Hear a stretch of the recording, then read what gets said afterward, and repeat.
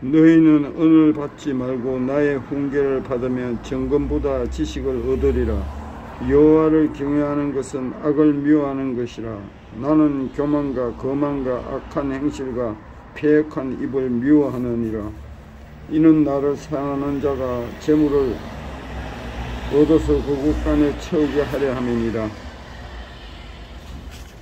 그러나 나를 잃는 자는 자기 영혼을 해하는 자라. 나를 미워하는 자는 사망을 사랑하느니라. 내일은 해마다 오는 이제 부활절, 절기 중에 크리스마스, 부활절 등등 있죠.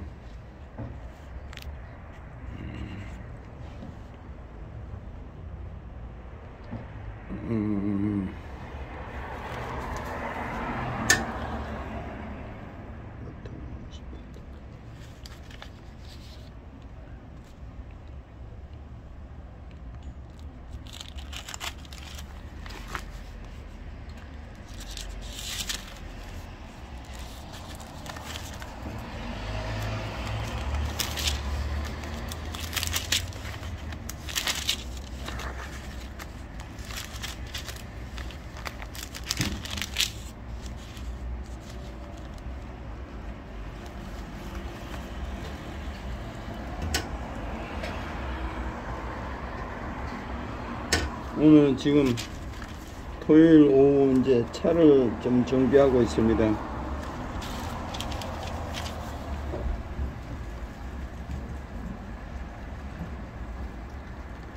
안식일 다 지나고 안식 후 첫날 되며 새벽에 막달라 마리아와 다른 마리아가 무덤을 보려고 갔다. 큰 지진이 나며 주의 천사가 하늘로부터 내려와 돌을 굴려내고 그 위에 앉았는데 그 형상이 번개 같고 그 옷은 눈같이 희거늘. 지키던 자들이 그를 무서워하며 떨며 죽은 사람과 같이 되었더라. 천사가 여자들에게 말하여 이르되 너희는 무서워하지 말라. 십자가에 못 박힌 예수를 너희가 찾는 줄을 내가 아노라. 그가 여기 계시지 않고 그가 말씀하시던 대로 살아나셨으니 와서 그가 누우셨던 곳을 보라. 또 빨리 가서 그 제자들에게 이르되 그가 죽은 자 가운데서 살아나셨고 너희보다 먼저 갈릴리로 가시나니 거기서 너희가 배우리라 하라. 보라, 내가 너희에게 일렀으니라 하거늘. 그 여자들이 무서움과 큰 기쁨으로 빨리 무덤을 떠나 제자들에게 알리고 다름질하였으되 예수께서 그들을 만나 이르시되 평안하냐 하시거늘 여자들이 나아가 그 발을 붙잡고 경배하니 이에 예수께서 이르되 무서워하지 말라. 가서 내 형제들에게 갈릴리로 가라 하라. 거기서 나를 보리라 하시니라. 기독교, 개신교, 기독교 종교는 부활의 종교죠. 우리가 부활이 없다면 우리 죽는 것은 그 영혼이 하늘나라로 부활 이사하는 거예요. 부활이 없다면은 우리가 교회 갈 필요가 없죠.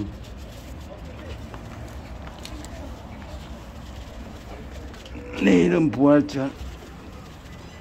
그리고 이제 우리가 보면 이제 인꼬 부부의 그 장단점이 있는데, 사람은 진짜 사랑의 대상입니다. 외로운 것은 제일 힘들죠. 믿음, 소망, 사랑 제일 중에 사랑만 남는다 했습니다.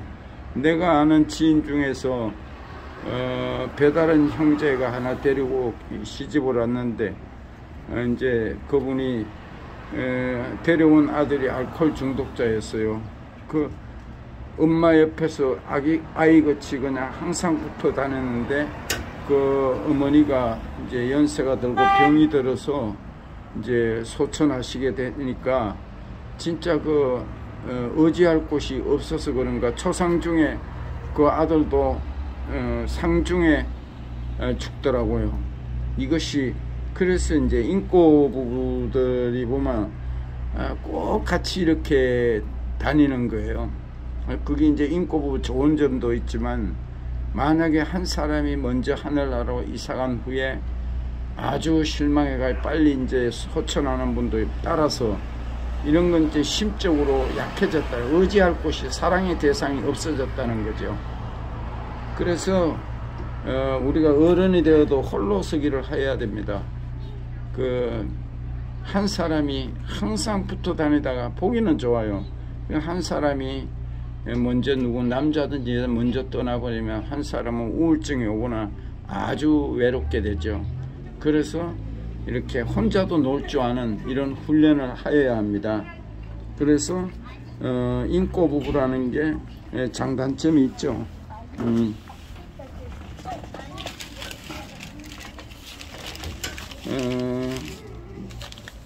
예수님의 성육신이 하나의 신비였다면 부활도 역시 우리의 이해를 초월하는 신비로운 사건입니다.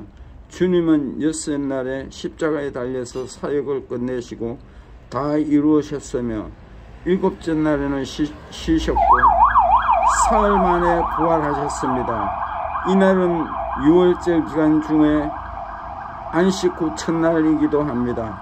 창조의 첫날에 하나님께서 흑암 중에서 빛이 있으라고 명령하셨듯이 세상의 빛 되신 주님께서는 그날에 무덤의 흑암에서 나와 영광을 드러내신 것입니다. 오늘날 우리가 지키는 부활절은 AD 325년 니케아 공회에서 정한 대로 춘분 후 만월 다음에 오는 첫 일요일, 즉 봄의 첫 번째 보름달 후 맞이하는 주일인 셈입니다. 예수 그리스도의 죽음과 부활로 인해 인류에게 주어진 구원의 선물은 너무나 고귀한 것입니다. 부활의 영광은 무덤에 돌을 굴려내셨습니다. 언제 어떤 순서로 예수님의 부활이 이루어졌는지 알 수 없지만 성경은 큰 지진을 하면서 주의 천사가 하늘로부터 내려와 돌을 굴려내고 그 위에 앉았던 상을 기록했습니다. 주님께서 운명하셨을 때 주님을 받아들이며 공포에 떨던 땅이 주님께서 부활하시자 그 영광을 보면서 기뻐 흔들렸던 것입니다. 하늘로부터 온 천사는 이스라엘의 막강한 인봉을 뜯어 돌을 굴려내고 그 위에 앉아 있었습니다. 이것은 주님의 승리에 대한 표징입니다. 부활의 영광은 사망을 생명으로 바꿉니다. 다른 새벽 적막한 시간에 죽음이 안치된 무덤에서 천사의 모습을 본 여자들은 두려움에 휩싸였던 것입니다. 천사는 저들이 온 목적을 알고 있었고 무수하는 그들을 안심시키면서 그가 여기 계시지 않는다는 실망스러운 말부터 꺼냈습니다. 그러나 그가 말씀하시던 대로 살아나셨으니라고 와서 그가 누우셨던 곳을 보라는 말로 예수님이 부활하신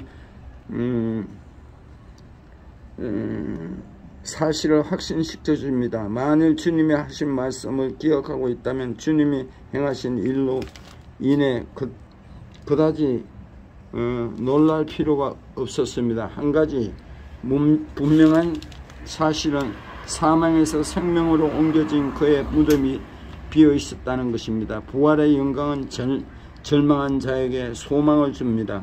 그가 죽은 자 가운데서 다 살아나셨고 너희보다 먼저 갈릴리로 가시니 거기서 너희가 배우리라 하라. 우리는 빈 무덤에서 하나님과 은밀한 교제를 누리는 기쁨에 앞서 이 복된 소식을 다른 사람에게 전하고 베풀어야 합니다. 제자들에게 슬픔과 공포의 천 절망 때였습니다. 그 여자들은 명령받은 말씀을 지나기 위해 달려갔던 중 평안하냐? 나가서 형제들에게 갈릴리로 가라 하라. 거기서 나를 보리라 말씀하시는 주님과의 예기치 않은 만남을 경험하는 것입니다. 주님은 부활하시기 이전까지 제자들을 형제로 부르신 적이 없었는데 부활하신 후에는 제자들을 형제들로 부르신 것입니다. 제자들이 주님께서 고난받으실 때 그를 저버린 것은 유감스러운 일입니다. 그러나 주님은 제자들과 만남을 계속하실 뿐만 아니라 그들을 형제라고 부르십니다. 그래서 우리는 부활의 영광을 함께 누릴 수 있는 것입니다. 전능하신 하나님, 슬픔과 두려움에 처한 자들에게 부활의 기쁜 소식을 주시니 감사합니다. 주님과 함께 부활의 영광에 참여하는 자에게 해 주옵소서. 예수님의 이름으로 기도드립니다. 아멘.